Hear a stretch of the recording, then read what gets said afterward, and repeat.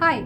In our previous episode, we discussed a paper by Edward Witten about hunting down a hypothetical new planet in our solar system, the so-called Planet 9. We talked about a fleet of laser-driven tiny spacecrafts called StarChips and the gravitational influence of Planet 9 on some of these. In case you haven't already watched the previous episode, you should do so before continuing this one. You can find the link in the description below. Soon after Witten's proposal was out, a follow-up paper by Hong and Loeb appeared on arXiv.org, which contains an extended analysis and more pessimistic results. The catch is that Witten had assumed that a starship would travel in a straight line before being pulled by Planet 9 or any other massive object. While a reasonable assumption, it neglects several important physical phenomena. You see, as the new paper points out, space is filled with gas, dust, numerous elementary particles, and very energetic radiation. While the impact of all this on large and heavy spacecrafts could be neglected, a starship's trajectory could be altered because of the brutal bombardment by such particles. Let us dig deeper into the problem and take a look at two major physical effects. The first one is the drag effect, arising from mechanical impact of gas and dust particles on a spacecraft. You may think of it as what a small bird flying through a heavy hailstorm would experience. The second effect is more subtle and is caused by the magnetic fields filling the universe. These magnetic fields like to pull with a certain force on moving charged particles, and the higher the speed of these particles, the larger the magnetic forces acting on them.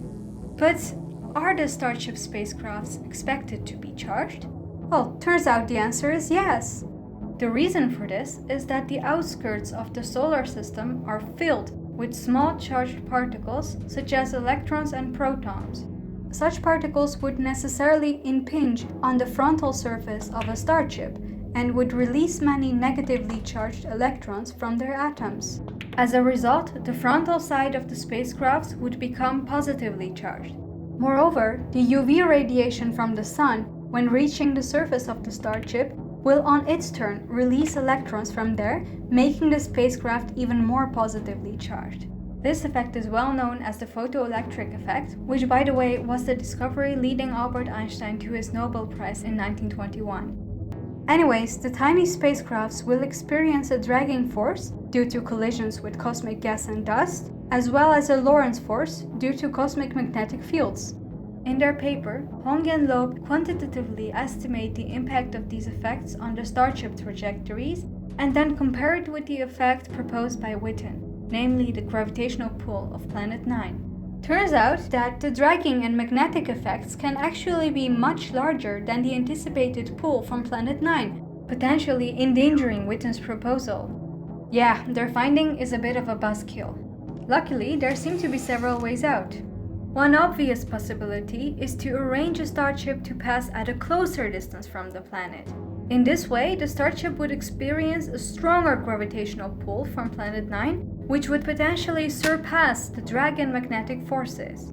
The main issue with this option is that we don't know the location of Planet 9 so precisely, remember?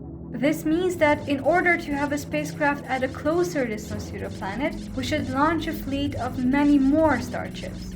Another possibility is to increase the mass of the spacecrafts. This would reduce the impact of impinging particles and would make it hard for the magnetic field to pull the spacecraft out from its straight trajectory.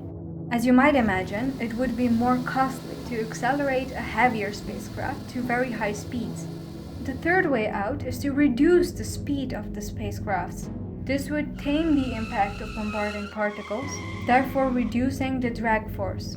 Moreover, this would also reduce the magnetic force acting on a starship, because this force is smaller for slowly moving charged objects. Reducing the speed, however, would increase the travel time to Planet 9. All this is telling us that Witten's proposal for hunting down the hypothetical Planet 9 is still valid, but it is more complicated than one would think at first. The devil is in the detail, as scientists keep proving since ancient times.